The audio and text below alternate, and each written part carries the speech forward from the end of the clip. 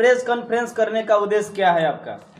देखिए, आज का उद्देश्य है इटावा में जो घटना हुआ है। एक कथावाचक हैं जो श्रीमद् भगवत कथा करने गए थे इटावा के किसी गांव में, संत सिंह यादव, और उनका नाम संत सिंह यादव है और कोई चंद्रमणि करके है, उनका नाम हमको ध्यान पे नहीं है। तो वो कथा करने गए और उन कथा जब पूछा गया कि आप लोग जब खाने का प्रोग्राम बना, जैसा कि वीडियो वायरल हो रहा है कि आप लोग चलिए, अच्छा ठीक है भोजन आप लोग कीजिएगा, पहले ये बताइए कि आपकी बिरादरी क्या है। ये विचित्र घटना हुआ है। जब वो लोग कहा ना कि हम लोग की बिरादरी यादव है, तो उसके बाद जो घटना हुआ है वो पूरा देश आज जानता है।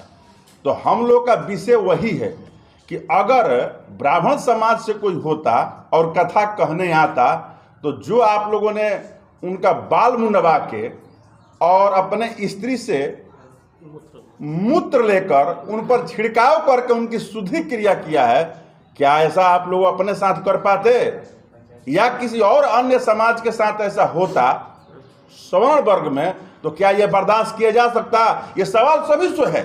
हिंदुस्तान के सभी हमारे जितने सवर्ण भाई हैं और बहुजन समाज है, ये सवाल तो सभी से है। इस तो मानवता को तार तार किया गया है, शर्मसार किया गया है। भारत को एकदम आदिम काल में, मध्य का आदिम काल में, प्राचीन काल में लेके जाने वाला ये वीडियो वायरल हुआ है और ऐसी घटनाएं रोज घट रही है। तो आज का इस कॉन्फ्रेंस करने का हमारा माध्यम यही है। तो मुख्य बताया जाए, वहाँ पर यह भी तो बताया जा रहा है कि यादव समाज को कथा कहने का अधिकार नहीं है, सिर्फ कथा सुनने का अधिकार है। देखिए, हम 3 बातें रखेंगे, ज़्यादा समय नहीं लेंगे। हमारे बीच में नंदन पंचायत के बीडीसी हैं हरेंद्र कुमार यदुवंशी जी, क्षेत्र के चर्चित नेता हमारे बीच साथ में बैठे हुए हैं दिनेश सिंह सूर्या जी, जो भावी विधानसभा प्रत्याशी हैं। तो और आप सभी तमाम जितने भी मीडिया के हमारे आपके चैनल के जितने व्यूअर्स हैं, आप सभी सुन रहे हैं, आपके माध्यम से लोग देख रहे हैं। सबसे पहले हम बात आपको रखेंगे भारत की थोड़ी सी बात, जो कि इतिहास भूगोल बताने का यहाँ टाइम नहीं, एक मूल बात रखेंगे और बहुत कम समय में। और मैं चाहूँगा कि सभी व्यूअर्स इस वीडियो को देखें, सभी श्रोता के पास ये वीडियो पहुँचे और तमाम हिंदुस्तान के लोगों के पास ये वीडियो पहुँचे, क्योंकि इस वीडियो के माध्यम से हम समझ पाएंगे कि भारत में विकृति कहाँ से आई और ये जातियाँ कहाँ से आई। बहुत कम समय में हम इस बात को रखेंगे, क्योंकि विस्तार में जाएंगे तो बहुत बड़ी बात होगी। खास तौर से मैं यादव की बात कर चुकी, यादवों के साथ ये घटना हुई है, तो मैं उन पर एक बात रखना चाहता हूं। ये हमारे हाथ में श्रीमद् भागवत महापुराण है। हिंदू धर्म ग्रंथावली में 18 पुराण है, जिसमें श्रीमद् भागवत महापुराण की बड़ी मान्यता है। थोड़ा सा उसको कैमरे पर दिखा दीजिए, घुमा। जी, हम दिखा रहे हैं आपको। काफी पुराना ये पुराण आप दिखा रहे हैं। हाँ जी, काफी पुराना है। और इसमें एक श्लोक हम पढ़ेंगे, वर्णयामि महापुण्यम सर्व पापम हरम नीड़ाम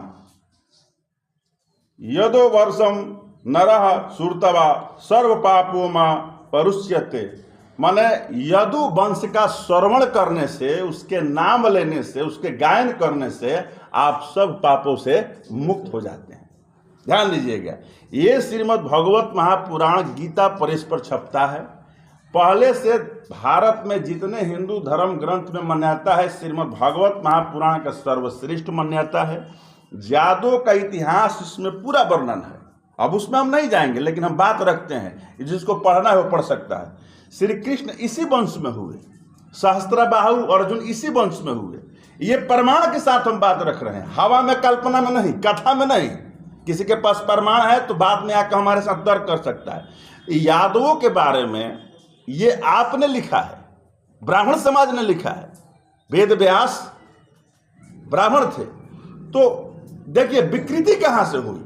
जब आप ये एक तरफ लिखते हैं कि यादव भगवान है, उस वंश में भगवान का जन्म हुआ है, वो सर्वश्रेष्ठ है, उसका सब कुछ अधिकार है, उसके श्रवण करने से, उसके पूर्वजों की कथा कहने से सब पापों से मुक्ति हो जाती है, और फिर उस पर आप लांछन लगाते हैं, फिर उसको कथा कहने से रोकते हैं।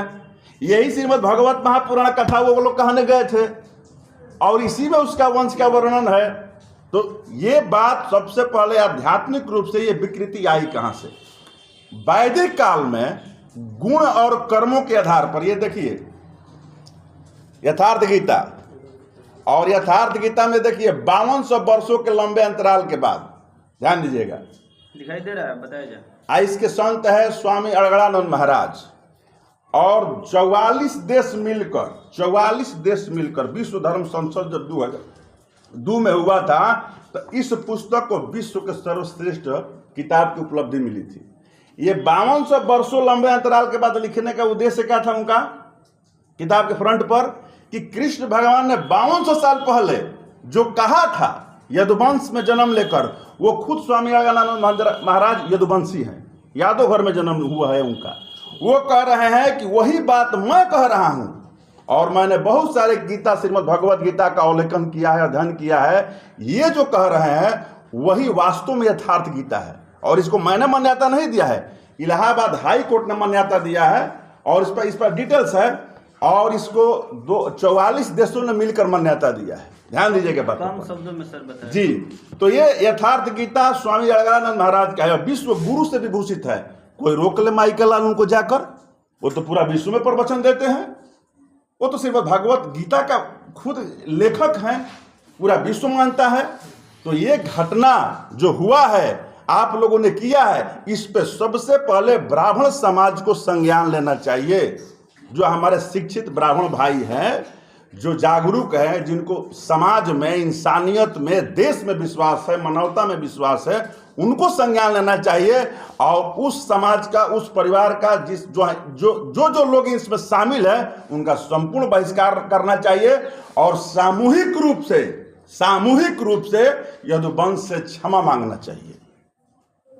आखिर कारण क्या है? क्या जाति पूछकर उनको अपमान किया गया, सिर मुड़वाया गया, और महिला का पेशाब से शुद्धिकरण किया गया। हाँ, ये विकृति जो कि हम आपके ये श्रीमद् भगवत गीता और यथार्थ गीता के दिखाने के बारे में, वहां आपको एक बिंदु पर हम लोग रुक गए थे, वही चीज आपको करें। वैदिक काल परंपरा में गुण और कर्मों के आधार पर जातियां थी। उत्तर वैदिक काल में जाति पेट से जन्म लेने लगी, यानी कि आप अगर दलित के घर जन्म लिए तो आप दलित ही रह गए, आप चाहे डॉक्टर भीमराव अम्बेडकर जैसे विद्वान क्यों ना हो जाए, ठीक ना। अगर आप ब्राह्मण के घर में जन्म ले लिए और आप अनपढ़, गवार, जाहिल, मांस मदिरा खाने पीने वाले हैं, सारे कुकर्म करते हैं, फिर भी आप पूजनीय हैं। ये शास्त्र, हाँ, ये शास्त्र भी इनका कहने लगा। तो मनुस्मृति, उत्तर वैदिक काल की जो विकृति है, वहां से ये पैदा हुआ कि हम कितना भी विद्वान हो जाए, हमें विद्वता नहीं कहा जाएगा। वो कितना भी नीच, चंडाल, हरामी क्यों ना हो, वो सर्वश्रेष्ठ है। और इस माध्यम से ये विकृति पैदा हुई, और इस विकृति से समाज में प्रचलन चला कि किसी भी बहुजन समाज में कोई, जैसे कि एक बार आप लोग वीडियो देखे होंगे, एक यमुनी साहू थी हमारी, उन्होंने भी कथा, श्रीमद् भागवत महापुराण कथा कहा था, उनको भी रोक दिया गया था, और उनको बेश्या कह के अपमानित किया गया था कि तुम कोठा पर जाकर बैठ जाओ। तो ये घटना कोई आम घटना नहीं है, इसलिए मैं समझ रहा हूं कि अब चुप रहना ये व्यवस्था हो। शंकराचार्य का भी प्रतिक्रिया है कि ठीक हुए हैं उनके साथ। हाँ, ये जो उत्तर वैदिक काल से जो शंकराचार्य 4 मठ बना, ये जाति से ही बना, ये गुण और कर्मों के आधार पर नहीं बना। M.K. स्टालिन तमिलनाडु के मुख्यमंत्री हैं, उन्होंने जब मंदिरों में पुजारी नियुक्त किया तो एक परीक्षा बनाया, एक उसके लिए बोर्ड तैयार किया, उस बोर्ड में सभी जाति के लोग बैठे, और जो उसमें अच्छा रिजल्ट आया वो सभी मंदिर में पुजारी है। उसमें मुसलमान के भी लड़के हैं, ब्राह्मण के भी लड़के हैं, दलित, यादव, कुर्मी, कुशवाहा, OBC पिछड़ा, सभी के लड़के हैं।